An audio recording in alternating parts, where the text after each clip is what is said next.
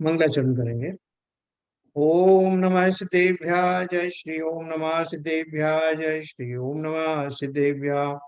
मंगलम भगवान वीरो मंगलम गौतमो गणी मंगलम कुंद कुंदाद्यो जैन धर्मोस्तु मंगलम। सर्वमंगल मांगल्यम सर्व कल्याण कारकम प्रधानम सर्वधर्माणाम जैनम जयतु शासनम जैनम जयतु शासनम जैनम जयतु शासनम। ज्ञानाडव नाम के ग्रंथ में 23 नंबर का अध्याय हमारा चल रहा है। यह अध्याय को सर्ग कहते हो, जिसमें राग द्वेष रोकने का वर्णन ये टॉपिक है। शुभचंद्राचार्य जी ने जो क्रम से धर्म का स्वरूप हमको कहा है, इसके माध्यम से हम शनै शनै उस ध्यान की साधना की ओर बढ़ रहे हैं, जो सभी मुनियों का भी अल्टीमेट एम होता है। तो ध्यान की ओर बढ़ने में जो उसकी जो बारीक स्टेप्स थी हमने वो सब पढ़ी। पंच महाव्रत का पालन, 12 भावनाओं का चिंतन,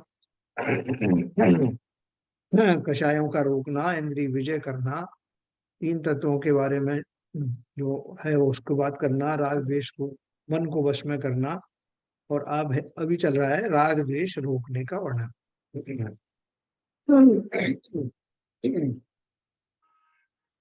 तो कल हमने जो 3-4 दोहे पढ़े थे अपन वहां से शुरू करेंगे।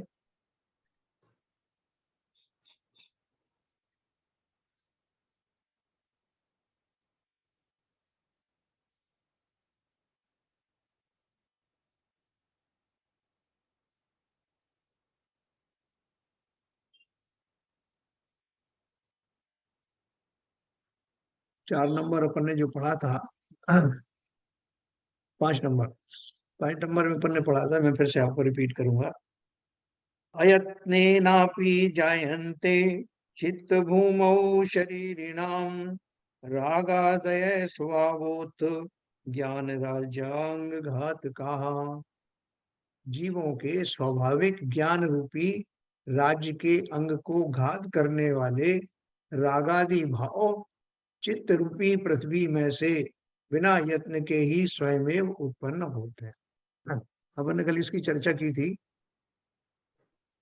कि जैसे खेत है, बहुत दिन से जो है वो उनमें फसल बोई नहीं है, एक फसल कट चुकी है, फिर उसने बखर करके किसान ने खेत को बखर करके छोड़ दिया, तो आप देखोगे कि उसमें बहुत थोड़े दिन के बाद में बहुत सारे ऐसे पौधे निकल आते हैं, जिन घास आदि निकल आती है जो हमने बोए ही नहीं थे। और भी जैसे मैंने कल आपको उदाहरण दिया कि बरसात के दिनों में धरती पूरी हरी भरी हो जाती है, जिनके बीज किसी ने बोए नहीं, किसी ने आकर के उसको संभाला नहीं, लेकिन फिर भी वो छोटे छोटे नन्हे नन्ही वनस्पतियां निकल आती हैं। ठीक उसी प्रकार से वो बोल रहे हैं, जीवों के स्वाभाविक ज्ञान रूपी राज्य को अंग अंग को घात करने वाले रागादि भाव। कैसे रागादि भाव हैं? जो मेरे स्वाभाविक ज्ञान को नष्ट करने में समर्थ हैं, और चित्त रूपी पृथ्वी में से बिना यत्न के स्वयं उत्पन्न होते हैं। अपन बैठे बैठे सोचते हैं कि क्या हो गया, सब मेरा तो इतने दिन से मेरे संयम आदि चल रहे थे, सब कुछ चल रहा था, अचानक मन में ऐसे खोटे भाव कैसे आए। जैसे अपन बोलते हैं कि जाप देते समय हम बहुत सारे ऐसे भाव आ जाते हैं कि हम घबरा जाते हैं कि ऐसे तो हमने चिंतन किया ही नहीं था, कहाँ से ये भाव आ गए। तो वो क्या बता रहे हैं कि हमारे पूर्व संस्कारों के बल से ऐसे रागादिक भाव अत्यंत तीव्र गति से उत्पन्न हो जाते हैं, क्योंकि अगर वो नहीं होते तो हम उसको संभालने की इतनी आवश्यकता नहीं थी। ये एक नेचुरल प्रोसेस है। और कैसा राग द्वेष है? जो मेरे स्वाभाविक ज्ञान को खंड खंड करने वाला है। 6 नंबर है, इंद्रियार्थान पाकृत्य स्वतत्वम लंबते यदि योगी तथाप्येते छलयन्ति मुहुर्मन है। जो योगी मुनि इंद्रियों के विषयों को दूर कर निज स्वरूप का अवलंबन करे, तो भी रागादिक भाव मन को बारंबार छलते हैं, अर्थात विकार उत्पन्न करते हैं। मतलब कितनी वो मजबूत ये उत्पत्ति है इनकी। वहां पे जो मैंने देखा हमारे एमपी में खास तौर से, जो खेत के किनारे पे कुछ झाड़ियां उगाती हैं, जिनको अंग्रेजी में आईपोमिया कहते हैं, हिंदी में उसको बेशरम कहते हैं। बेशरम क्यों कहते हैं? दो कारण से। बेशरम यानी बिना श्रम के उत्पन्न होने वाली, और बेशर्म कहिए तो बार बार उखाड़ देते हैं फिर से उत्पन्न हो जाती है। ऐसे ही वो कह रहे हैं, कैसे कैसे जो योगी हैं उनके भी ये विकार उत्पन्न होते हैं। जो योगी मुनि इंद्रियों के विषयों को दूर कर निज स्वरूप का अवलंबन करें, इंद्रियों का विजय हो गया पहले, और इन विषयों को दूर दिए कर दिया है जिन्होंने, तो भी रागादिक भाव मन को बारंबार छलते हैं। और मुनियों को अपन तो सोचते हैं एक बार मुनि दशा आ गई तो फिर बस बेफिक्री हो गई सब तरह से, अब कोई दिक्कत है ही नहीं। लेकिन बोल रहे हैं कि ऐसे उच्च आचरण के धारी जिन्होंने इंद्रियों के विषयों से के त्याग रूप संयम को दृढ़ता के साथ धारण किया है, वे भी इन राग द्वेष से बच नहीं पाते, बीच बीच में आ जाते, बार बार आ जाते हैं, जिन्हें छलना कहते हैं, अर्थात विकार उत्पन्न करते। क्योंकि शत्रु इतना सामान्य होता तो इतनी चर्चा नहीं होती, लेकिन वो रागादिक भाव कितने गहरे बैठे हुए हैं। मुनियों तो कोई भी नहीं छोड़ते, तो सामान्य जनों की तो बात क्या है। 7 नंबर है,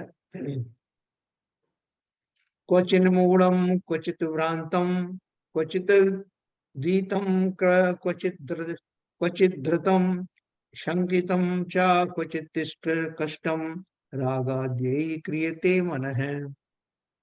ये रागादिक भाव मन को कभी तो मूढ़ करते हैं, कभी भ्रम रूप करते हैं, कभी भयभीत करते हैं, कभी रोगों से चलायमान करते हैं, कभी शंकित करते हैं, कभी क्लेश रूप करते हैं, इत्यादि प्रकार से स्थिरता से डिगा देते हैं। तो किसी ने पूछा कि ये जो जिन रागों की बात आप कर रहे हो उनके क्या लक्षण है, कैसे पता लगेगा कि वो राग पैदा हो गए हैं, उनका क्या स्वरूप है? तो बोल रहे हैं उनका स्वरूप बहुत विचित्र है। ऐसा स्वरूप है कि उन रागादिक के परिणामों के कारण कभी तो मन मूर्खों जैसा हो जाता। प्रत्यक्ष में जो दिखाई दे रहा है कि इन सब से क्या आनंद प्राप्त होता है क्या, लेकिन फिर भी मन नहीं मानता, मूढ़ कर देते हैं, सारा विवेक हर लेते हैं, कभी भ्रमरूप करते हैं। कभी मैं शंकित हो जाता हूँ कि वास्तव में धर्म कर्म में कुछ धरा है, या जो अपन मौज कर रहे थे पहले वो है, वो ही सार्थक है। किसने देखा अगला जन्म? जितना भोग सकते हैं इसी जन्म में भोगना है। क्या पता ये थ्योरी ही गलत हो कि अगले भाव में इसका फल मिलता है, क्या पता, किसने देखा? ऐसा भ्रम रूप मति भी हो जाती है। कभी भयभीत करते हैं, कभी मैं सोचता हूँ कि ये तो संसार में जो है भटकना लगता रहेगा, कंटिन्यूअस चलता रहेगा। ये तो सब कहने की बात है कि ये नियम संयम धारण करने से मैं इस भाव से पार हो जाऊंगा, क्या पता ये सब थ्योरी हो, कहानी हो। तो ऐसा मैं डर भी जाता हूँ, क्या पता कल को कौन मुझे मार डाले। इसमें तो कहते हैं कोई मरता नहीं, मगर मुझे तो ऐसा लगता नहीं। बहुत डर लगता है, आसपास देखता हूँ इसने उसको मार दिया, उसने उसको मार दिया, बहुत डर लगता है। तो कभी भयभीत करते हैं, कभी रोगों से चलायमान करते हैं। तो भैया हमने देखे बड़े बड़े जो ज्ञानी हैं, बड़े बड़े तपस्वी हैं, वो रोगों से बहुत ज्यादा उनको आक्रांत रहते हैं, और इसके विपरीत जो सब मौज शौक कर रहे हैं वो स्वस्थ बने रहते हैं। तो ऐसा भी मुझे भ्रम होता है, या ऐसे रोग उत्पन्न हो जाते हैं कि जो जिनके कारण शरीर में मेरी आसक्ति और राग और ज्यादा बढ़ जाता है। कभी शंकित करते हैं, कभी क्लेश रूप करते हैं। क्लेश रूप करने में तो अपन जानते ही है ना, रागों के कारण ही तो मुझे ये चाहिए, मुझे अनुकूल मेरे विषय हैं वो चले जा रहे हैं, या ये विषयों की प्राप्ति हो जाए, ऐसा क्लेश निरंतर बना रहता है। इत्यादि प्रकार से स्थिरता से डिगा देते हैं। किनकी दशा बता रहे हैं? मुनियों की दशा बता रहे हैं कि मुनि भी जो समस्त साधनाओं में पारंगत हैं, उनकी भी ये दशाएं इन रागादि भाव के कारण हो सकती हैं। तो आम जो पब्लिक है, जनता है, उसको तो इस तरह के भाव निरंतर बने रहते हैं। वो सचेत कर रहे हैं कि खाली मुनिपना धारण कर लेने मात्र से छूट जाने वाले नहीं। तो आगे बताया और 8 नंबर, अजस्रम रुद्यमाने अपि चिराभ्यासाद दृढ़ीकृताः चरन्ति हृदि निशंका नृणाम रागादि राक्षसाः। मनुष्यों के निरंतर वश किए हुए मन में भी चिरकाल से अभ्यस्त किए रागादिक राक्षस निशंक होकर प्रवर्तते हैं। भावार्थ है, रागादिक का संस्कार ऐसा प्रबल है कि एकाग्र मन करे तो भी चलायमान कर देते ना। हमने अपने मन को काफी देर तक वश में किया, लेकिन वश में करना तो जो है कब का है, कितनी देर किया आपने वश में। जैसे किसी को असाध्य रोग हो जाए, पूरा जीवन भर से रोग चल रहे हो और भयंकर रोग हो, और उसने कोई औषधि खानी शुरू करी, तो औषधि खाने के 2-5 दिन के अंदर ही उसको वो असाध्य रोग तो मिटने वाले नहीं, क्योंकि रोगों ने जड़ें जमा रखी हैं, निरंतर ही आपके शरीर पर काबू कर रखा है, कंट्रोल कर रखा है। तो औषधि लेने से, छोटी मोटी औषधि लेने से अभी उनका प्रतिकार पूर्ण रूप से हो नहीं सकता। इस तरह उन्होंने कहा कि जिन जीवों ने अपने मन को वश में करने की प्रैक्टिस भी चालू की है, उनकी प्रैक्टिस में भी ये अभ्यास में आए हुए रागादि, जिन्होंने हमारा शरीर, हमारी पर्याय को देख लिया है, भली भांति समझ लिया है, अर्थात जो मेरे पूर्वकृत संस्कार हैं, उनके कारण वो रागादि रूपी शत्रु बार बार निकल कर आ जाते, और मेरा चिरकाल से, मेरा जो निरंतर मैं वश में कर रहा हूं, उस मेरी जो मेरा कार्य है उसमें निरंतर व्यवधान आ सकते हैं। तो राग आदि का संस्कार ऐसा प्रबल है कि एकाग्र मन करे तो भी चलायमान कर देते हैं। इसी के फलस्वरूप हमको वो होता है कि साहब मैं जाप में बैठता हूँ, ध्यान में बैठता हूँ, तो मेरा मन लगता नहीं है, इसलिए मैंने करना ही छोड़ दिया। अब मैं जाप भी नहीं देता और ना कोई ध्यान की चेष्टा करता हूँ, क्या करें साहब, और उल्टे भाव हो जाते हैं। तो वो कह रहे हैं कि तुम्हारा अभ्यास अभी हल्का है, कम है, जिस अपेक्षा से वो संस्कार प्रबल हैं, उतना तप या उतनी धैर्य अभी हमारे अंदर में प्रकट नहीं हुआ। या तो धैर्य की आवश्यकता है ना, ये मान करके चलो कि औषधि मुझे तब तक खाना है जब तक कि रोग समाप्त नहीं हो जाए। अब देखो वो डोज देते हैं, एंटी डोज, एंटीबायोटिक डोज, तो आप ठीक हो जाते हैं, तभी वो कहते हैं कि आप डोज पूरी करिए साहब, क्योंकि वो जो भी उसके रोगाणु हैं, उनकी समाप्ति के लिए वो उतने उतने दिन तक सेवन करना आवश्यक है। इसी तरह से ये रागादि के जो संस्कार हैं, इतने प्रबल हैं कि वो निरंतर प्रैक्टिस करने के बाद भी आ जाते हैं, लेकिन घबराना मत, धैर्यवान बनना, एक दिन वो अवश्य जाएंगे। इसलिए उन्होंने किस लिए बोल रहे हैं कि अगर ऐसा फिर से हो जाए तो अपना अभ्यास छोड़ मत देना, इसको निरंतर लगे रहना धीरता के साथ, और उनकी ये स्वभाव जान करके कि वो इतनी आसानी से जाते नहीं, इसलिए लगे रहना, छोड़ मत देना अपना प्रयास। रागादिक का संस्कार ऐसा प्रबल है कि एकाग्र मन करे तो भी चलायमान कर देते हैं।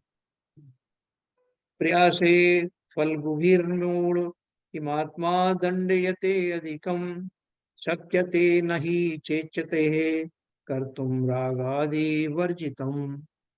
हे मूढ़ प्राणी, जो अपने चित्त को रागादिक से रहित करने को समर्थ नहीं है, तो व्यर्थ ही अन्य क्लेशों से आत्मा को दंड क्यों देता है, क्योंकि रागादिक के मिटे बिना अन्य खेद करना निष्फल है। देखो अपन प्रैक्टिकल लाइफ में भी एक दूसरे के बारे में बात करते हैं, अरे साहब वो इतनी वो उन्होंने नियम संयम पालन करते हुए हैं, ये सब बेकार है, अंदर से तो उनका कोई राग कम हुआ नहीं। वही वस्तुओं में, अपने परिवारजनों में इतने ज्यादा आसक्त हैं वो, धन आदि की उनकी बहुत तृष्णा है, बड़े कंजूस हैं वो। तो क्या किया उन्होंने, मंदिर चले जाते हैं 2 टाइम, तो स्वाध्याय सुन लेते हैं, जाप कर लेते हैं, इससे क्या हो रहा है, उनके मन से तो वो राग आदि गए नहीं, उनकी वही क्रियाएं चलती रहती हैं। तो इसका अर्थ क्या है कि सामान्य जन भी इस बात को जानते हैं, ये सारे बाहरी उपक्रम, बाह्य तप आदि निरर्थक हैं, जब तक कि हमारी अंतर्दशाएं सुधरती नहीं है।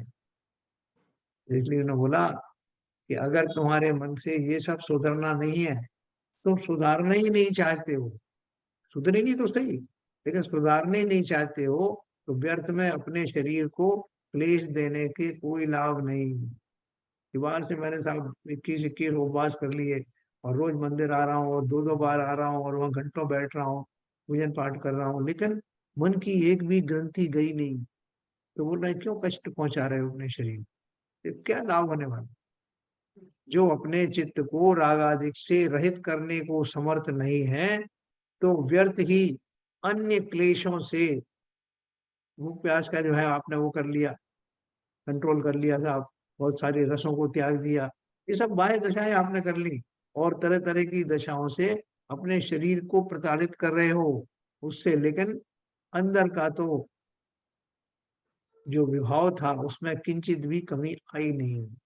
अन्य क्लेशों से आत्मा को दंड क्यों देता है, क्योंकि राग आदि के मिटे बिना अन्य खेद करना निष्फल है, सब बेकार है। जो हमको 24-12 प्रकार के जो तप बताए हैं, उसमें 6 अंतरंग और 6 बाह्य दिए हैं। बाह्य तब भी तभी सार्थक होते हैं जब अंतरंग तप के योग्य भाव अंदर में विद्यमान हो, इनकी जोड़ी चलती है। बाहर बाहर से करने से कुछ नहीं होने वाला, बल्कि इसका उल्टा है, अगर मेरे अंतर भाव उस योग्य हो गए तो बाह्य में तो वो घटित हुए बिना रहेगा नहीं। जिस व्यक्ति के मन में ये भाव आ गए कि किसी तरह से भी ये शरीरों की पुष्टि के लिए किए जाने वाले आहार निरर्थक हैं, विकार आदि को बढ़ाने वाले हैं, तो बाह्य में भी उसके उसी तरह के आचरण होने लगते। लेकिन रिवर्स इज नॉट ट्रू, कि बाहर में तो आपने सब पालन कर लिया, लेकिन अंदर में पूरा राग, पूरा का पूरा मल कचरा भरा हुआ। 10वां नंबर का है क्षीण रागम च्युत देशम ध्वस्त मोहम सुसमृतम यदि चेत समापन्नम तदा सिद्धम समीहितम। क्षीण हुआ है राग जिसमें, और च्युत हुआ है द्वेष जिसमें, तथा नष्ट हुआ है मोह जिसमें, ऐसा जो मन संवरता को प्राप्त है, सो वांछित सिद्धि है। भावार्थ में कहा कि चित्त में द्वेष और मोह तो नष्ट हो, और राग आदि क्षीण हो, तथा अपना स्वरूप साधने में राग रहे, तो सर्व मनोवांछित सिद्ध होते हैं। देखो पूरे द्वय में क्या बताया कि सबसे पहले तो ये तीनों चीजें चली जाना चाहिए। क्षीण हुआ है राग जिसमें, और च्युत हुआ है द्वेष जिसमें, यानी द्वेष पहले चला गया, राग हल्का हो गया, और मोह नष्ट हो गया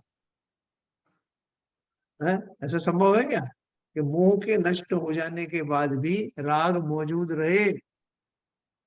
चतुर्थ गुण स्थान वर्ती सम्यक दृष्टि जीवों के मोह तो या तो उपशम को प्राप्त हुआ है, या क्षयिक सम्यक दृष्टि है तो वो क्षय को प्राप्त हुआ है, लेकिन राग फिर भी लगा है ना। रामचंद्र जी अपने भाई की शव को लेकर 6 महीने घूमते रहे,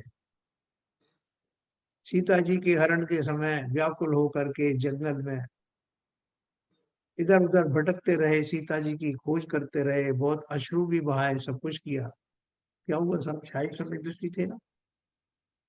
क्षयिक सम्यक दृष्टि, मोह समाप्त हो गया ना, तो फिर काय का राग और द्वेष। बोले नहीं, अभी उस भूमिका में द्वेष तो लगभग चला गया है, लेकिन राग अभी बाकी है। ये तो संसारिक जीवों की बात हुई। मुनि आदि की भी बात करें अगर अपन, तो उनको 6वें गुण स्थान में किंचित राग रहता है, और राग क्या रहता है, शरीर आदि के प्रति तो नहीं, लेकिन जिनेन्द्र देव के आदि प्रति, जिनवाणी के प्रति, साधर्मी भाइयों के प्रति, या अपने शिष्यों के प्रति किंचित राग भाव बने रहते हैं। तो बहुत दूर तक जाती है कहानी। तो हम वो क्या बोल रहे हैं, क्षीण हुआ है राग जिसमें, और च्युत हुआ है द्वेष जिसमें, तथा नष्ट हुआ है मोह जिसमें, ऐसा जो मन संवरता को प्राप्त है, तो वांछित सिद्धि है। लेकिन अगर ये दशा बीच में आती है, इतना अगर हो गया आपका, जब राग आदि जो है वैसे नहीं रहे, राग आदि अच्छा, में रहे एक तो। शंका है हाँ बोलिए। कि राग राग और मोह में क्या फर्क है? हाँ, देखो, मोह का कारण है राग, राग का कारण मोह नहीं है। मोह कारण है और राग कार्य है। मोह के कारण, मोह क्या है, मोह की जो है वास्तविक जो वो अपन जो बोलते हैं ना, कि उसकी जो परिभाषा क्या है, जीव भ्रमित होकर के वस्तु स्वरूप को नहीं जान पाता, शरीर आदि को अपना स्वरूप मानता है और आत्मा उसको प्रकट रूप से समझ में आती नहीं। ये जो दशा है ये मोह के कारण होती है। जो मिथ्यात्व दशा है वो मोह ही रिस्पॉन्सिबल है। इसलिए मोहिनी कर्म के दो भेद है ना, दर्शन मोहिनी और चारित्र मोहिनी। मोह तो मतलब ये हुआ ना सर कि जो चीज मेरी नहीं है और मैं उसे अपना समझता हूँ, मैं उसके अपने एकदम बहुत दृढ़ता से अपना समझूं कि मेरी ही है। तो मतलब इतना अधिकता से जोड़ा जोड़ा जोड़ लिया मैंने अपने आप को उससे, वो मोह है। और देखो वही अपन बात कर रहे हैं कि वस्तु स्वरूप का ज्ञान ना होना, वस्तु स्वरूप का, जो वस्तु जैसी है वैसी ना जान पाना, ना जान पाना ये तो हुआ मिथ्यात्व। और उस ना जान पाने में ही बने रहना ये हुआ चारित्र। तो मोहनी कर्म के उदय में जीव को वस्तुओं का स्वरूप ज्ञात नहीं होता। वस्तुओं के स्वरूप से अर्थ क्या है? ऐसा नहीं कि वो लकड़ी को लकड़ी नहीं जानता या फल को फल नहीं जानता। यहाँ बात हो रही है, वस्तु के स्वरूप का अर्थ क्या है कि जैसे वस्तुएं, मुख्य रूप से जो मेरा भ्रम है वो क्या रहता है? पहली बात तो मेरा, मैं जानने वाला मैं कौन हूँ? मुख्य रूप से मैं अपने को ही नहीं जानता, मैं ज्ञानादि गुणों को नहीं जानता। संसार की समस्त वस्तुओं में इसी रूप में, इसीलिए मैं उनसे जुड़ा रहता हूँ। ये शरीर मेरा है ना, तो सारे रिश्तेदार मेरे हैं। ये शरीर मेरा है या मैं ही शरीर हूं, तो खाना पीना मैं ही खाता हूँ, मैं ही पीता हूँ। इसलिए उस शरीर से जुड़ने वाली समस्त वस्तुओं में मैं आसक्त रहता हूँ। ये मैं हूँ क्योंकि मैं शरीर हूँ और शरीर को ही खुश करना है। और उसके लिए जो जो योग्य पदार्थ हैं उनको मैं इकट्ठा करता रहता हूँ। जो उसमें निमित्त होते हैं उनको, उनसे मैं प्रीति करता हूँ। जो उसके विरुद्ध होते हैं उनसे मैं द्वेष करता हूँ। तो मूल भाव क्या हुआ? भ्रम की सानिध्य में होने वाले मेरे खोटे भाव, गलत भाव, जिनके कारण मैं न केवल अपना स्वरूप समझता हूँ, न बल्कि शरीर का स्वरूप और उससे जुड़े हुए नाते रिश्ते वस्तुओं के स्वरूप को भी नहीं जानता। इसलिए मोह के कारण ही ये स्थिति बनी रहती है कि मुझे जो अनुकूल लगता है उनसे राग होता है, जो प्रतिकूल लगते हैं उनसे द्वेष होता है। अनुकूल को मैं प्राप्त करते रहता हूँ, प्रतिकूल को हटाना चाहता हूँ। हटाने के भाव वो सब कषाय रूपी भाव है। और जानने रूपी जो भाव है मेरी मिथ्या श्रद्धान रूपी भाव। कुछ क्लियर हुआ तब थोड़ा? लेकिन ये दोनों में नहीं, दोनों में क्या अंतर, क्या डिफरेंस, क्या ये क्लियर नहीं हुआ सर एक्चुअली। मतलब अभी जैसे आपने क्लोजिंग में तो राग और मोह को एक जैसे ही आपने डिफाइन कर दी, लास्ट जो सेंटेंस था आपका, हाँ आसक्ति है तो राग है। हाँ, तो राग तो है ही ना, मोह के कारण तो हुआ फिर ना। मोह, राग और मोह में क्या फर्क हुआ सर? मैंने बताया ना कि दोनों एक मोह एक जैसे, कारण है। मुझे तो एक जैसे प्रतीत होते हैं एक्चुअली। नहीं नहीं, एक जैसे नहीं हुआ ना। मोह कारण है और राग आदि उसके प्रोडक्ट हैं। वो एक जैसे आपको क्यों लग रहे हैं? देखो, मोह के कारण मेरी भ्रम बुद्धि हुई। अगर भ्रम बुद्धि नहीं होती तो मैं किसी को इष्ट और किसी को अनिष्ट क्यों जानता? जो जैसा है वैसे ही जानता। तो इष्ट अनिष्ट बुद्धि होना ही तो राग और द्वेष है। सर मैं बोलूं? हाँ बोलिए। देखिए ललित जी, मोह मेन स्तंभ है जो मिथ्याचार से पैदा हुआ, और उससे दो चीजें निकलती हैं, एक अच्छी और बुरी। अच्छी लगती है उसको राग करते हैं, और बुरी लगती है उसको द्वेष कहते हैं। तो मोह के दो स्वरूप हैं, मोह कारण है और वो प्रोडक्ट है। हालांकि जब जब वो कोई चीज अच्छी नहीं लगती है तो उससे हम द्वेष करते हैं, उससे हम हटना चाहते हैं, जैसा कि अभी उन्होंने विवेचन किया जैन साहब ने। और जो अच्छी लगती है उससे हम राग करते हैं, चाहे हमारे शरीर हो, चाहे हमारे कपड़े हो, चाहे हमारे रिश्तेदार हो। और क्या कहते हैं, मच्छर आपको काटने आ रहा है तो वो आप उसको पसंद नहीं है तो उससे द्वेष करके उसको भगाते हैं। तो मैं जो समझ पाया हूँ अंतर ये है, कारण है और एक कार्य है। एक कार्य है। हाँ, अगर मोहादि नहीं है तो वो जो रागादि हैं वो चले जाते हैं, धीरे धीरे करके समाप्त हो जाते हैं वो।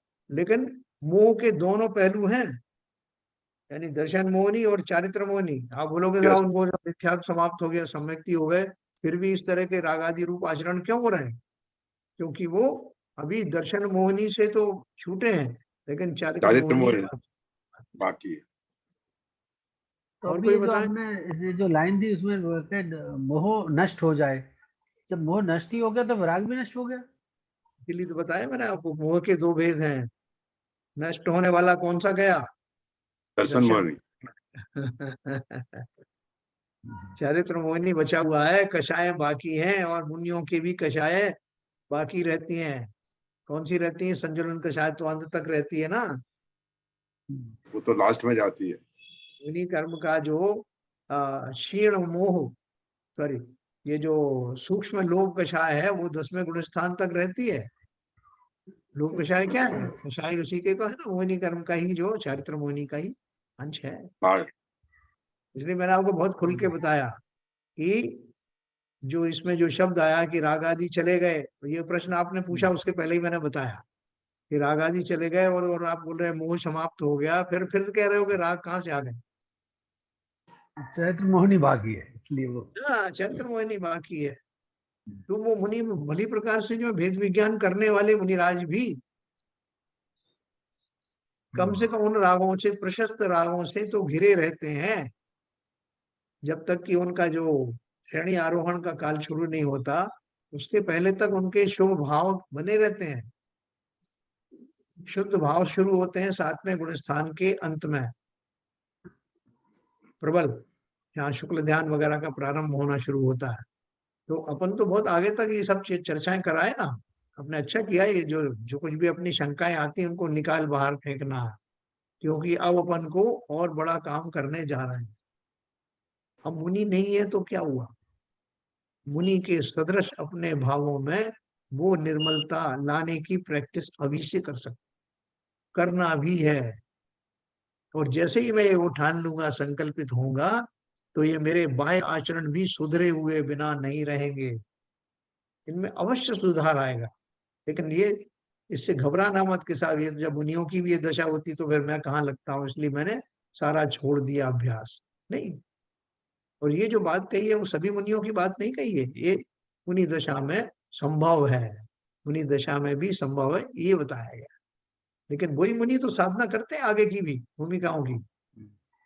हमें तो ये बताने का उनका उपक्रम खाली इतना है कि इस शत्रु को कमजोर मत समझना, इतनी आसानी से रागादि जाते नहीं, इसलिए उनकी प्रैक्टिस करने के लिए और ज्यादा कोशिश करना। इस बात के लिए उन्होंने हमको ये मुनियों का उदाहरण दिया। ठीक है सर? जी तो ये आपको क्लियर हुआ कि राग द्वेष में और मोह में क्या हाँ, अंतर है? जी जी जी जी सर, एक प्रश्न और है पूछूं? हाँ, बोलिए बोलिए। ये मन और चित्त में क्या फर्क है?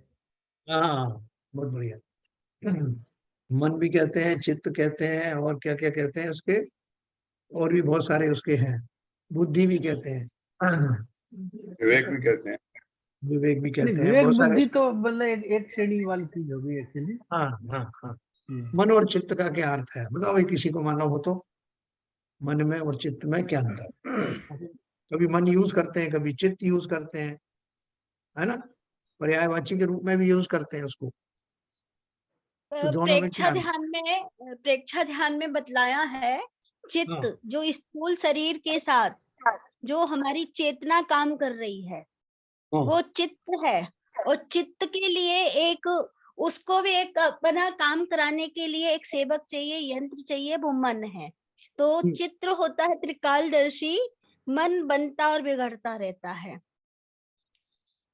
हाँ बहुत इसके बढ़िया। बहुत सारे इसमें इन्होंने 5-6 डिफरेंट दिए हैं, पर अभी मेरे को इतना ही याद है।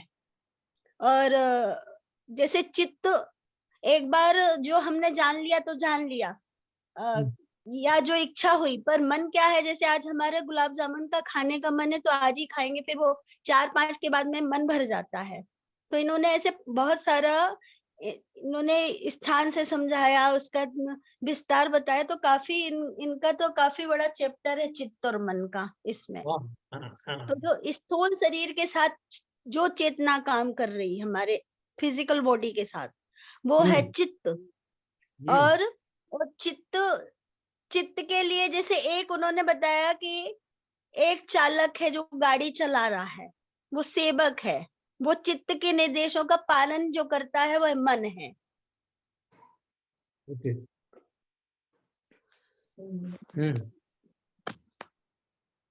अच्छा, और कोई बताए, किसी ने और पढ़ा हो कहीं चित्त के बारे में? बढ़िया, आपने श्वेता जी काफी कुछ क्लियर किया है। मेरी बहन जी भी इसका तो बताएंगे पूरा थोड़ा। चैप्टर ही एक किताब ही है चित्त और मन की।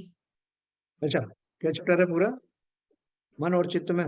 पूरा एक चैप्टर ही है, मतलब उन्होंने बुक ही लिखी है। आधी बुक चित्त के ऊपर है, आधी बुक मन के ऊपर है, आचार्य महाप्रज्ञ ने। अरे वाह, बहुत बढ़िया। तो वो उसको शेयर कर सकते हैं? नहीं, मेरे को आता नहीं है। नीरजा को बोलो, नीरजा के पास भी होगी, वो आपको दे सकती है। जो नीरजा आज आई नहीं है। हाँ, तो नीरजा को बोलेंगे, वो मेरे को है ना शेयर करना आता नहीं है। नहीं, कोई बात नहीं। हाँ, आप बोल देना उनको, नीरजा जी। अच्छा, हाँ हाँ, बहन जी थोड़ा बताइए जरा, चित्त और मन में थोड़े आपके विचार भी बताएं।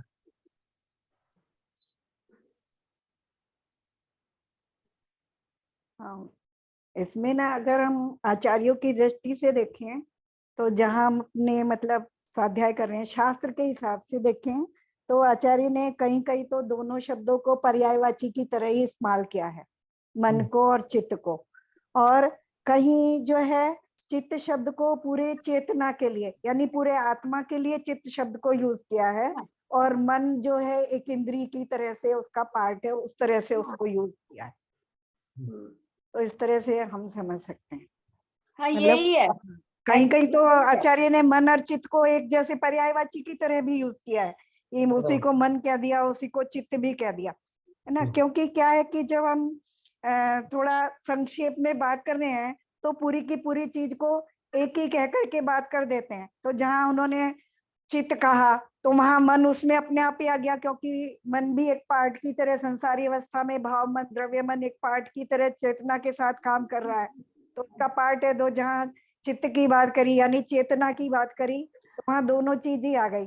अगर लेकिन जब मन और चित्त दोनों को अलग अलग करके सूक्ष्मता से समझाएंगे, तो मन को एक पार्ट की तरह रखेंगे, वो वहां द्रव्य मन भाव मन की बात करेंगे, और वहां चित्त को चिदानंद जब कहते हैं, जहाँ चिदानंद यानी चित्त और आनंद, तो वहां चेतना की बात कर रहे हैं, यानी पूरे जीव द्रव्य की बात कर रहे हैं चित्त के माध्यम से। बहुत बढ़िया। जितना मुझे तो ऐसा समझ में आया। वैसे ही है जो आपने कहा, मैंने भी काफी कहा कि कुछ यही है। पर्यायवाची के रूप में तो अपन ने बहुत और उसका उन्होंने प्रयोग। भी देखो, इसमें एक और चीज निकल के आती है, अंग्रेजी में वो शब्द है इनर कॉन्शियसनेस। इनर कॉन्शियसनेस जो है वो बनती तो है प्रारंभ में हमारी जो अभ्यास होता है, जिसे हम सब कॉन्शियस माइंड कहते हैं। सब कॉन्शियस माइंड या अवचेतन मस्तिष्क के द्वारा चिंतित की जाने वाली, चिरकाल तक चिंतित की जाने वाले विषय हमारे इनर कॉन्शियसनेस बन जाते हैं। अर्थात हमारा वो मन वैसा ही बन जाता है। उसको मतलब जीव की इस प्रवृत्ति को, जिसमें दीर्घ काल तक ग्रहण किए हुए विषय स्थिर हो जाते हैं, इनर कॉन्शियसनेस बन जाती है, उसे चित्त कहते हैं। और अब उस इनर कॉन्शियसनेस के पीछे रहने वाले दो अवयव हैं, एक तो है भाव मन और एक है द्रव्य मन। तो द्रव्य मन जो है वो तो फिजिकल है ही, जबकि वो कॉन्शियसनेस जो है जिसको हम चित्त कह रहे हैं वो फिजिकल नहीं है। तो वो तो हमारी मान्यता में समाहित हो गया है, सब तरह से संस्कारित हो गया है, उसे हम चित्त कह रहे हैं। लेकिन उसके पीछे जो फिजिकल मन है, जो द्रव्य मन है, वो अपन जानते हैं पौद्गलिक है। और उसके पीछे रहने वाले आत्मा के प्रदेश जो उसमें चैतन्यता प्रदान कर रहे हैं, वो है भाव मन।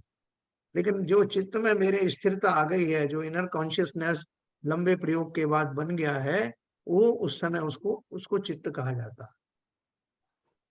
ये मेरे कुछ समझ में आया, लेकिन अभी बहन जी ने भी थोड़ा स्पष्ट किया। और और भी किसी को कुछ पता हो इस बारे में क्या बहन जी, ऐसा ठीक है?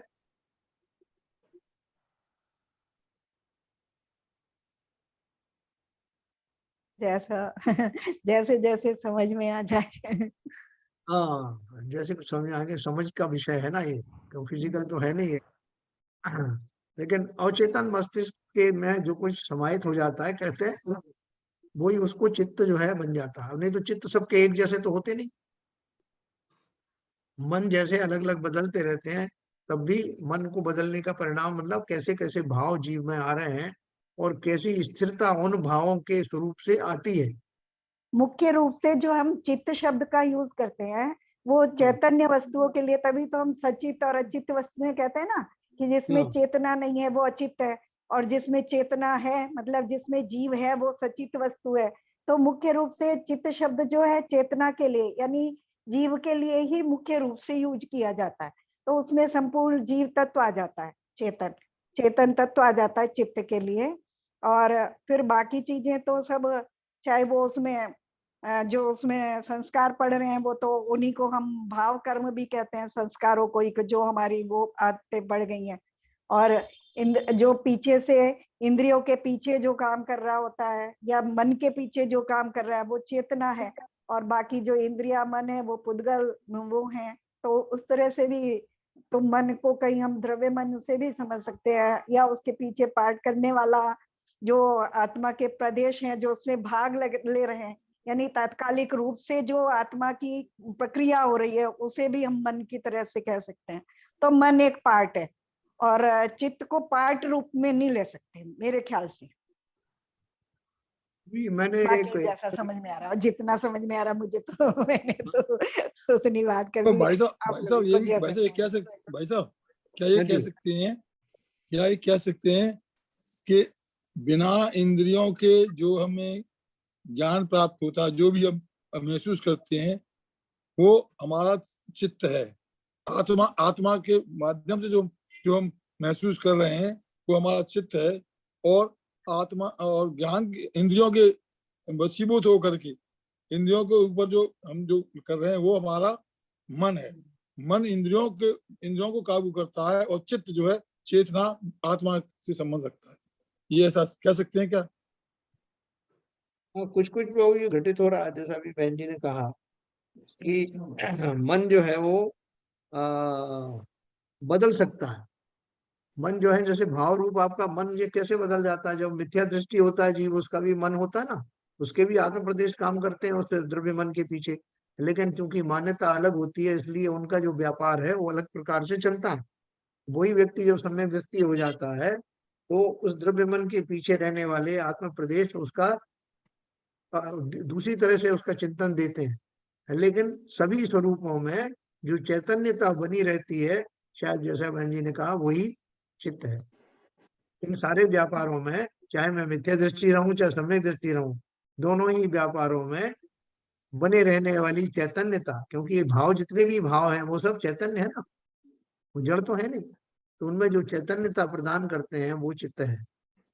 एक बार इसमें मैंने देखा था इंटरनेट के ऊपर में बहुत सारे जो दूसरे धर्म के अनुयायी हैं, उन्होंने बहुत विस्तार से इसकी चर्चा की है, चित्त की और मन की। तो आप देखना इंटरनेट पे भी आपको मिलेगा ये। और मैं नीरजा जी को भी बोलूंगा कि वो उनने जो बुक लिखी है महाप्रज्ञ जी ने, वो थोड़ा अपने को अवेलेबल कराएं, क्योंकि इसके ऊपर बहुत भ्रम होता है। अच्छा प्रश्न था ये, और इस प्रश्न के माध्यम से हम और इसकी गहराई में जाएंगे तो उस मालती गहराई मैम के में। आप जैन सर के पास में काफी सारी बुक है, उनके यहाँ जरूर है ये बुक, एनसी जैन सर के यहाँ। हाँ हाँ, हर अपना सीवीएन साहब वहां से अरेंज करें ना एक बार। ये मालूम करूँ। हाँ, है। अच्छा दूसरी बात, वो सरिता जी अपना ये रंगों का उन्होंने प्रयोग किया है, अलग अलग वर्णों का जो है वो चिंतन का प्रयोग किया है। आप बता रही थी प्रेक्षा ध्यान में, हाँ, वो भावों उससे की संबंधित समझ। वो सामग्री भी चाहिए, क्योंकि आगे आने वाले जो अध्याय हैं उसमें जो प्राणायाम वगैरह है उसमें उस तरह के जो वर्णों का चिंतन आएगा। जैन सर के पास में ना पूरी लाइब्रेरी है, उनके यहाँ सब अच्छा, कुछ 3 अलमारियां भरी हुई। अच्छा, तो देखना जरा उनके पास सीवीएन में साहब। इतना इतना मटेरियल मिलेगा कि किसी के पास नहीं मिलेगा इतना। ओके ओके, तो कोशिश तो करना अभी, पर अपन मैं आऊंगा तो अपन और ज्यादा डिटेल में उसको देखेंगे, क्योंकि ये टॉपिक बहुत अच्छा इन्होंने निकाला है। और चूंकि इसकी बहुत क्लैरिटी सबको होती नहीं है, इसलिए लोग उसको स्पष्ट रूप से ज्यादा उसका डिस्क्रिप्शन भी देते नहीं, लेकिन इसकी अपन क्लैरिटी करेंगे बिल्कुल। सर इससे लगा हुआ एक प्रश्न है मेरा। हाँ बोलिए। सर आप शुरू से आपने विवेचन किया है, हाँ जो अपन जनागम के सिद्धांत से अपने मुनि जो कंसंट्रेट करते हैं, ध्यान में जाते हैं, तो ध्यान में जाने के लिए उनको अपने राग द्वेष से मुक्त होना पड़ता है, ओ, तो तभी वो ध्यान में उनका कंसंट्रेशन बनता है। बराबर। अब मैं एक इसमें एक बहुत ही मतलब अपोजिट एग्जांपल ले रहा हूँ। हाँ रावण तो सम्यकदर्शी था नहीं, हाँ और रावण ने क्या कहते हैं, जो सर्पणी जो विद्या प्राप्त की, उसका महीनों तक उसने ध्यान किया, हाँ तो वो राग द्वेष से तो पूरा लिप्त था, मोह से लिप्त था, हाँ अहंकार भी था उसको। तो उसके होते हुए वो ध्यान कैसे केंद्रित कर पाया? क्या उसके ध्यान में क्या कहते हैं वो डिस्टर्बेंस नहीं आता था, वो भाव नहीं आता थे? और नहीं आ पाते थे, क्यों नहीं आ पाते थे? क्योंकि वो राग देखो द्वेष तो हमेशा काम करते रहते हैं। देखो, ध्यान की जो परिभाषा है जो शास्त्रों में दी है, ध्यान आप तत्वार सूत्र में पढ़ेंगे तो उसमें ध्यान का क्या बोला है, एक चिंता निरोग ध्यान करके बताया उन्होंने। एक ही वस्तु का चिंतन करना और हम्म, अन्य सब वस्तुओं को गौण कर देना, वो ध्यान की स्थिति होती है। हम्म, जिस समय योगी जो है ध्यान करते हैं, वो आत्मा के अतिरिक्त और किसी का चिंतन नहीं करते। तो आत्मा का चिंतन वो मात्र एक विकल्प बना रहता है, लेकिन फिर भी उसको निर्विकल्प कहा जाता है। क्यों कहा जाता है निर्विकल्प? कि उसके पास में एक ही वस्तु है जिसका कि ध्यान करना है। विकल्प किसे कहा जाता है? जब एक ही समय में बहुत सारी वस्तुओं का के बारे में चिंतन बना रहे, उसे विकल्प कहते हैं। तो संकल्प पूर्वक एक ही वस्तु के बारे में चिंतन करना वो ध्यान कहलाता है। जो मुनि लोग करते हैं वो आत्मा रूप आत्म तत्व का ही चिंतन करते हैं। जबकि ये जो विद्या साधने वाले हैं, ना केवल रावण, जितने भी विद्या के साधने वाले हैं, वो उस काल में एक ही वस्तु का चिंतन करते हैं। बहुरूपणी विद्या का जो भी उनकी जो विद्या जो विधि वगैरह रहती है, विधि विधान रहती है कि आप इस मंत्र का जप करो और उसमें ये इन केंद्रों पर ध्यान लगाओ, तो वो उसी के ऊपर लगाते हैं ध्यान। वहाँ आत्मा का और अनात्मा का फर्क है। नहीं, आत्मा का अगर ध्यान अगर पूरा शुद्ध सुख ध्यान अगर हो जाएगा 48 मिनट तक, तो फिर तो उसको केवल ज्ञान ही हो जाएगा। देखो, आत्मा की जो ध्यान है, शुक्ल ध्यान 4 तरह के होते हैं। 4 लेवल पे ध्यान होता है शुक्ल ध्यान। हम्म, इसका अर्थ क्या हुआ कि प्रारंभिक भूमिकाओं में जो चिंतन चलता है, वो उतना समर्थ नहीं होता कि केवल ज्ञान हो जाए। हम्म, पहला वाला जो शुक्ल ध्यान होता है, उससे जीव श्रेणी आरोहण करके और 10वें गुण स्थान तक आता है। दूसरा वाला जो शुक्ल ध्यान करता है, तो वो 12वें गुण स्थान पहुंच करके और अरहंत बन जाता है। ठीक है ना? फिर 13वां और हम्म, 14वां गुण स्थान जो आता है, फिर वो उसके बाद में वो ऐसे 4 तरह के शुक्ल ध्यान चलते हैं। तो और इसका अर्थ क्या हुआ, सारे शुक्ल ध्यान एक जैसे नहीं होते। उसमें हम्म, आपका चिंतन का जो लेवल है, कंसंट्रेशन का जो लेवल है, विषय वस्तु का जो चिंतन है, उसमें फर्क आता है। लेकिन है सब शुक्ल ध्यान ही, और या सभी ध्यान इसलिए एकाग्रता पूर्वक भी है। ये तो वो जैसे बात हमारे सही है। तो यहाँ पर उनका जो राग विषय द्वेष वस्तु है, जो वो उससे निर्वृत्ति हो जाती है। नहीं नहीं, वो हो जाती है ना, वो इसलिए हो जाती है, इसलिए तो उस जाति का ध्यान होता है। यस। जब वो नहीं होती तो दूसरी जाति का ध्यान होता है, जिसमें राग द्वेष बैकग्राउंड में है, बने हुए हैं। हाँ, हाँ, जैसे हमको इस तरह का बहुत कष्ट हुआ, कोई हमारे जो परिवार से कोई बहुत पूज्य था वो निकल गया, और उस काल में मेरे बैकग्राउंड में बहुत शोक छाया हुआ है। और उसी समय में किसी ने आके मुझसे बहुत एक इम्पॉर्टेंट बात कही, तो मैं उस बैकग्राउंड में रहते हुए उस इम्पॉर्टेंट बात को सोच और समझ पाता हूँ कि नहीं? कि हाँ साहब है, तो बोल नहीं साहब आप कैसे सोच सकते हो, आपको तो अंदर में बैकग्राउंड में शोक छाया हुआ है। भी शोक छाया हुआ वो तो ठीक है, लेकिन फिर भी उस काल में मैं उसके होते हुए जो कुछ मैं चिंतन कर पाता हूँ, वो उस जाति का ध्यान होगा। अर्थात रावण आदि ने या जो भी विद्या को साधने वाले हैं, उनके राग द्वेष के बैकग्राउंड में रहते हुए भी जो चिंतन हो पाता है उस चिंतन को ही विद्या साधन का कारण माना जाता है। इसके विपरीत जो मुनि आदि का जो शुक्ल ध्यान है, उस समय वो बैकग्राउंड नहीं रहने के कारण ही वो उस दशा वाला ध्यान कर पाते। तो दोनों दशाओं के ध्यान में फर्क है। ठीक है, कुछ आपका वो हुआ ठीक है, निराकरण? ठीक है, मैं भी उसी डायरेक्शन में सोच रहा था, मगर अब क्लियर हो गया। भाई आज आप और हम जो है, हमको भी ध्यान करने की बात कही जाती ना कि आप ध्यान जी करिए सब, तो हम ध्यान करने लगते हैं, लेकिन कर पाते हैं क्या उस जाति का? नहीं, वही तो बात है, इसलिए प्रश्न आया कि कंसंट्रेट नहीं कर पाते और फजूल फजूल के विचार आते रहते हैं। इसी के लिए तो तो अपने मतलब को ये वो सब पता है कि अगर उस ध्यान की तरफ जा रहे हैं, अपन निरंतर उधर ही बढ़ रहे हैं, अगर वो ध्यान करना है तो ये अपने को इंद्रिय विजय करो, कषायों का त्याग करो। ये शनै शनै क्यों छुड़ा रहा है अपने को? उन्होंने ये तो नहीं कहा कि जैसी जिस दशा में बैठे उसी में आपका शुक्ल ध्यान हो जाएगा, लगे रहो। नहीं, वो तो नहीं हो जाएगा। बात यह है कि वो रावण कंसंट्रेट कैसे कर पाया इतने महीनों तक, न सबसे केवल बड़ा। एकाग्र होना पड़ता है, बल्कि आपने प्रश्न बहुत सही कहा कि जब एकाग्र ही जो है ध्यान है, एकाग्रता ही ध्यान है, तो राग की सापेक्ष में किए जाने वाला ध्यान और वीतरागी होकर के या राग से मुक्त होकर के किए जाने वाले ध्यान में क्या अंतर यस, है ना? तो अभी हम भी ध्यान करते हैं ना, देखो अभी ध्यान के बहुत सारे रूप आएंगे। हम आर्त ध्यान करते हैं, हम रौद्र ध्यान करते हैं, और ये सारे ध्यान जो है वो ध्यान ही कहे जाते हैं।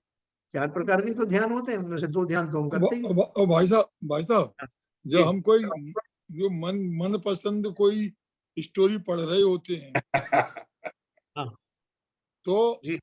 पढ़ाई में होते हुए अगर हमारे पास कुछ भी हो रहा है, गाने कुछ हो रहा है, हाँ हमें किसी का भी ध्यान नहीं रहता, बिल्कुल। तो उपयोग आपका उपयोग जो है मेन चीज है।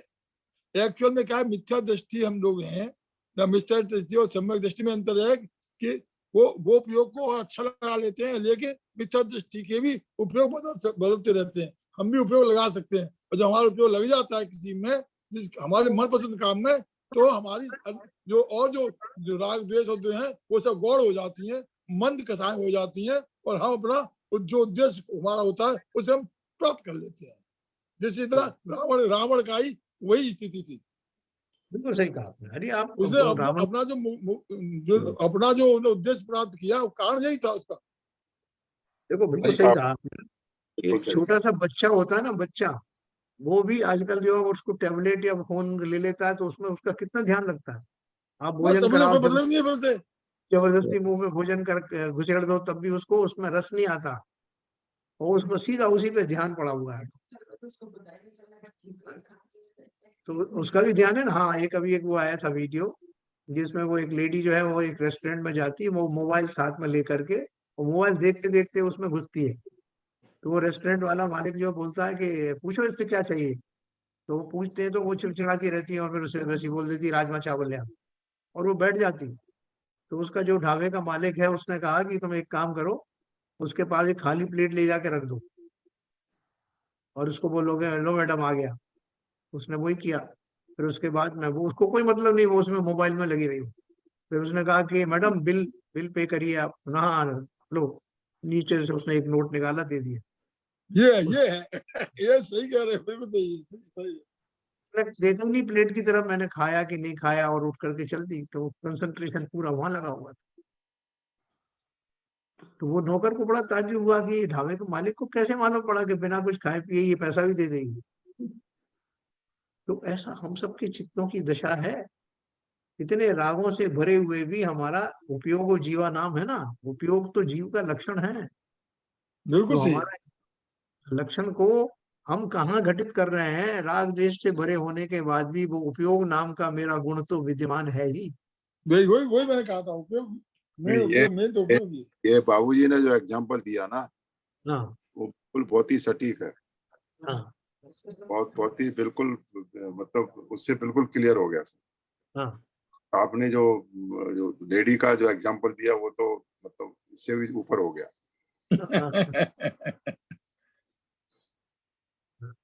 हाँ। देखिए इस तरह से ये जो हमारा उपयोग है, जो जितना हम लगाएंगे उसको उतना ही जो हमारा कार्यकारी होगा, और कौन सी दिशा में हम उसको लगाते हैं उस पर निर्भर करता है कि हमारा ध्यान छोटे ध्यान है या अच्छे प्रशस्त ध्यान है। नहीं, बिल्कुल बहुत स्पष्ट क्लियर हो गया सर, कोई फंडामेंटल बिल्कुल क्लियर हो गया अंदर सबकॉन्शियस माइंड पर। हाँ, तो इस तरह से हमारा आज जो हमने 10 दोहे तक पढ़े। लेकिन देखो ये जो राग द्वेष का जो उन्होंने लास्ट में बोला, क्षीण हुआ है राग जिसमें और च्युत हुआ है द्वेष जिसमें, तथा नष्ट हुआ है मोह जिसमें, ऐसा जो मन समवर्ता को प्राप्त है तो ही वांछित सिद्धि है। मतलब ये हाँ सर, लास्ट वन स्टेप है ये। अभी राग तो है लेकिन कैसे है, इसके ट्रेसेस रह गए हैं, और वो भी ऐसा राग है जो देव शास्त्र आदि गुरु के प्रति या जो उनके प्रति बना रहने वाला वो राग रह गया, वो समाप्त हो गया। ठीक है, तो वो जो राग है वो उसकी भी जो चारित्र मोहिनी जो दशा है उसकी समाप्ति होने की लगभग पहुंच गई है। तो बोलते हैं अगर हमारी वो स्टेज आ गई कि जब वो समाप्त हो गया और जो दूसरा वाला हमारा जो रौद्र ध्यान है वो समाप्त हो गया और किंचित जो है वो राग बचा रहा, तो उस दो दशा समझो कि हमारी वहां से शुरुआत होगी आगे के शुक्ल ध्यान की। ठीक है ना। और कल अपन जो राग द्वेष पढ़ेंगे, राग के बाद में फिर अपन जो आर्त ध्यान आदि भी पढ़ेंगे, एकदम बारीकी में जाएंगे, एकदम बारीकी में, क्योंकि अब मुझे उसी मार्ग पर जाना है। प्रारंभिक भूमिकाओं से मैं निकलने लगा हूं। ठीक है सर, और किसी का कोई प्रश्न हो, हमारे पास 1-2 मिनट है।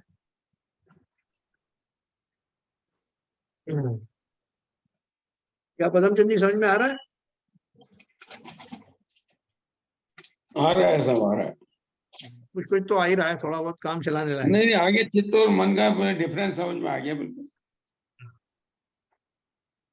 तो चलिए कल अपन जो है इसके बारे में और पढ़ेंगे, क्योंकि राग द्वेष जो है हमारे भरे पड़े हैं और इनको रोकने के लिए हम निरंतर प्रयत्नशील रहते ही हैं। इसलिए हमको अगर शास्त्रों के माध्यम से ये उसके बारे में थोड़ा और मिलता है, बहुत क्लैरिटी आती है, तो हमारे राग द्वेषों में कमी तो अवश्य आएगी। भले ही वो पूरे समाप्त ना हो लेकिन कमी अवश्य आने लगी। क्या आरपीएन साहब कुछ आई कमी अपने को, कि अभी बन गई और ज्यादा बढ़ गई? डायरेक्शन तो वही है, बाकी जो हो सो, हाँ, क्योंकि अपनी कोशिश उस डायरेक्शन में हो जाएगी एक बार तो कोई ना कोई चीज जगह पहुंचेंगे। आज ये सही है कि अभी भ्रमित है, इस हमारा उद्देश्य भी हमें क्लियर नहीं है कि हम कौन से डायरेक्शन में बढ़े, किस डायरेक्शन से बढ़े, लेकिन फिर भी एक ओवरऑल क्लैरिटी तो आ रही है सब्जेक्ट के बारे। बिल्कुल सही है। देखो इसमें मोबाइल में एक एप्लीकेशन होता है, वो एक चौकोर सा बना रहता है कि स्क्वायर जैसा, उसको आप क्लिक करते हो तो ऑल क्लोज करने का आ जाता है कि सब आपका जो कुछ भी चल रहा है वो क्लोज हो जाए। उसी तरह से ये जो राग द्वेषों के बारे में जब मैं बहुत अच्छे से जान जाता हूँ तो कई बार बहुत मन उलझ जाता है, इसमें ये करूं वो करूं, उसमें फिर मैं सब डिलीट करके बोलते ना साहब, ये आराम बड़ी चीज है, मुंह ढक के सोई। अर्थात वो अर्थात वो स्थिति आ जाती है जब इन राग द्वेषों से मैं त्रस्त होने लगता हूँ, इन्हें छोड़ना चाहता हूँ। ऐसी स्थिति आते ही मेरे पास में वो ऑप्शन आ जाता है, संसार के समस्त क्लेशों से बचने के लिए स्वा में चले जाना, एक डुबकी अंदर लगा के आ जाना। ये सब भाव मेरे आने वाले हैं। भाई साहब एक बात है, बताओ जी, हमें ये बताओ कि हम जब बातचीत करते रहते हैं आपस में, ये तो हमारे हमारे हमारे जो दुनिया भर की जो वो है क्लेश वगैरह है, हाँ, वो आते नहीं है। और जब हम किसी एक पॉइंट पर चिंतन करने बैठ जाते हैं, किसी पॉइंट पर, चाहे जवाब देने बैठ जाए, चाहे हम जहाँ एक पॉइंट पर चिंतन करने बैठे, वहीं पर सैकड़ों करोड़ों और अरबों दिमाग में जाने कहाँ की किल्लतें कचरा भर के आ जाता है। तो ये क्या बात है, हम अब आपसे बात कर रहे हैं, तो हम आपसे बात कर रहे हैं, सब स्वाध्याय में डिस्कस कर रहे हैं, एक भी कोई नहीं आ रहा, यही तो बात आ ही नहीं रहा। हम तो लेकिन जैसे ही मैं बैठूंगा चिंतन करने के लिए, भाई साहब जाने कहाँ की, तो ये क्या बात है यार, समझ नहीं। उसी बात को इन्होंने एम्फसाइज किया है कि जो अपने मुनि बन चुके हैं, उनका भी ऐसे ही चलायमान रहता है चित्त। मुनियों का तो रहता ही होगा, खैर वो तो सही बात है। हम तो अपनी क्योंकि हम तो अपनी अभी समस्या अपने आप, वो तो हम तो अपनी कह रहे हैं। देखो मैं एक बात नहीं, बताऊं आपको। मुनियों का तो हाँ, बाद में होता है, अपना जब उससे ज्यादा होता है, वो ये कह रहे हैं आरपी जैन साहब। नहीं, मुनि जो सालों सालों बड़ी तपस्या करके आए हैं, उस स्टेज में सबको राग द्वेष को खत्म करके आए, और एक क्षण में उनका चलायमान हो जाता है चित्त। हो ही जाता है, हम तो संसारी जीव है, हमारा तो होना ही स्वाभाविक है। हर समय रहता है हमारा तो। उसका मैं एक कारण बताता हूँ। आपने वो जी। अपना जो वॉश बेसिन या सिंक होती है ना, कभी उसको आप पूरा भर लेना, मतलब जो नीचे का होल है वो बंद है, और फिर अचानक से आप उसमें जो है ऑन करना, नीचे से वो होल खुल जाता है। यहाँ पर वो होता है ना, जो अरेंजमेंट होता है जिसमें वो नीचे का ढक्कन उठ जाता है, वो तो पूरी भरी हुई है वॉश बेसिन, उसमें कहीं कोई हलचल नहीं हो रही जब वो बंद है। और जैसे ही वो आपने उसको खोला, तो वो इतनी जोर से इधर उधर का पानी सारा, न केवल उस होल के पास का, बल्कि उधर उधर का पानी जितना वैक्यूम है उसके हिसाब से दौड़ दौड़ के आता है। हाँ, कितनी दूर, इतनी बड़ी वॉश बेसिन हो, उसमें उस होल की तरफ सारा जो है भाग के आने लगता है। तो आप कहोगे कि मैंने तो खाली उतने पानी को बुलाया था जो उसके आसपास था, ये बाहर से दूर दूर से क्यों आ रहा है? तो वैक्यूम क्रिएट होते ही, अर्थात मन के ऐसे भाव होते ही जिसमें कंसंट्रेशन नाम का भाव है, तो उसके होते ही समस्त भाव जो पहले से विद्यमान थे वो कहीं गए नहीं थे, वो खाली बिखरे हुए थे। हाँ, मेरा उपयोग बटा हुआ था। वो बटा हुआ उपयोग उस ध्यान के समय जब मैं एकाग्र होता हूँ, तो वो सारे भाव भी एकाग्र होने लगते हैं। और मुझे लगता है कहाँ से आ गए भाव, वो वहीं बने हुए थे, लेकिन अब उनका कंसंट्रेशन जो है उस निकास की ओर आ गया है, इसलिए वो दिखाई देने लग नहीं, उस समय वो सारे गुण थे, गए। जब जब जब कंसंट्रेशन हुआ तो सब ओपन में मैदान में आ गए, पहले छुपे हुए थे। वो गए कहीं नहीं थे कि साहब ये कहाँ से आ गए भाव, ये तो मैं जानता ही नहीं हूँ, हमारे ही थे, बने हुए थे, दूर दूर तक बसे हुए थे। ठीक है सर। बहुत कोई इलाज है क्या इसका? हैं? कोई इलाज है इलाज? क्या? बिल्कुल है, इलाज ही तो अपन पढ़ रहे हैं। आचार्यों ने जो अपन को इलाज बताए हैं, उनके बारे में अपन चर्चा कर रहे हैं। चलिए साहब, अच्छा समय सर। हो गया, जिनवाणी स्तुति कर।